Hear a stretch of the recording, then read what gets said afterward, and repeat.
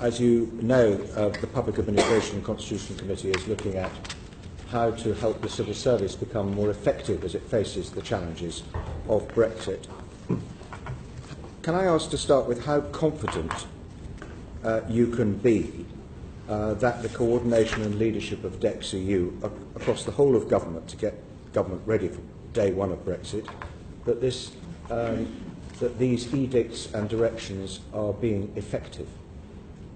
Well, I think that I would say there are a number of ways in which we can ensure that that is taking place. Obviously, we've created a significant number of new roles within government to look at in dealing with Brexit and all the ramifications of Brexit.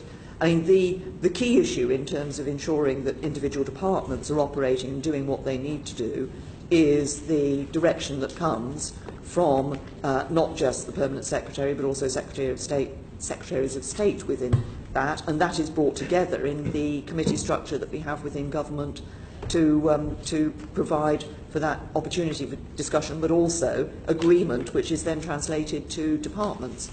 But we do monitor and do constantly look and ask the question as to what is happening and to make sure that the departments are providing what they need to provide and are doing the work that they need to do. Indeed, and there are 313 Gantt charts, one for each of the work streams across government, charting the progress and the risks to each programme. As Sir Philip Rycroft, the DEX-EU Perm Sec, says that only some 20 programmes are what he describes as moving too slowly. But how can we be confident that these thumbnail assessments are reliable, giving reliable information about the progress of these programmes? Well, I think that's a process that we go through in terms of challenge that comes from the civil service to departments to ensure that, and obviously the Cabinet Office plays a role in this, as does DEXU, but also any concerns about departments and whether they are doing the job that they need to do is also from time to time brought to ministers, and ministerial encouragement and direction is how given. do you respond to Sir Oliver Letwin's suggestion to PACAC last week that the organised effort across Whitehall actually requires a dedicated, what he would describe, very senior cabinet minister who commands the confidence of the Prime Minister, you, in order to make sure that the writ of these programmes really runs right through the departments?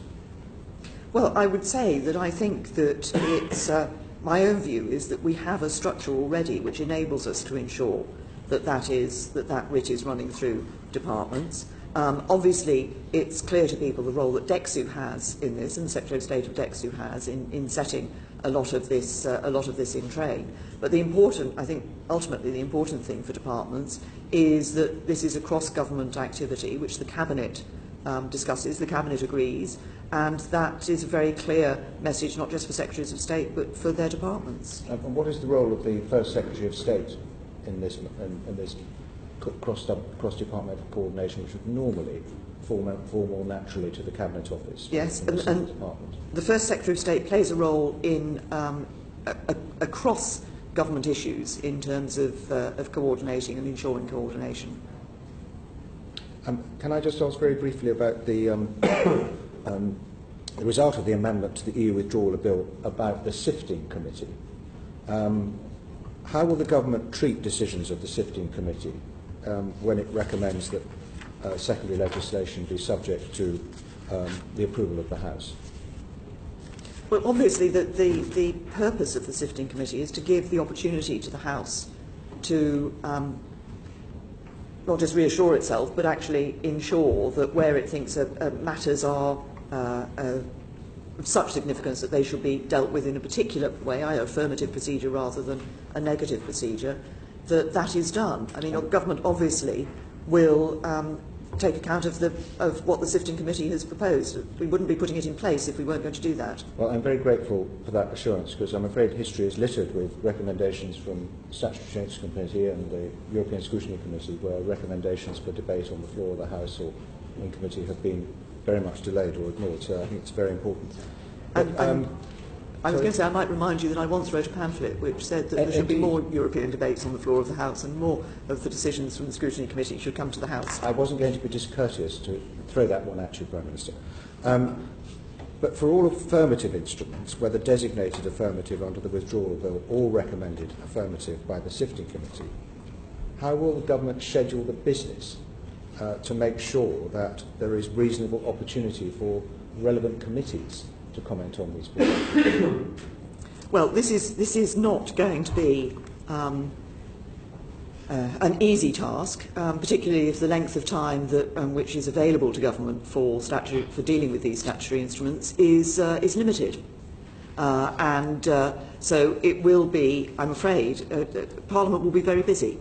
Well, some of our honourable and right honourable friends have shown great enthusiasm for sitting up very late to scrutinise many more orders and details of legislation than we might have had to if the bill hadn't been amended.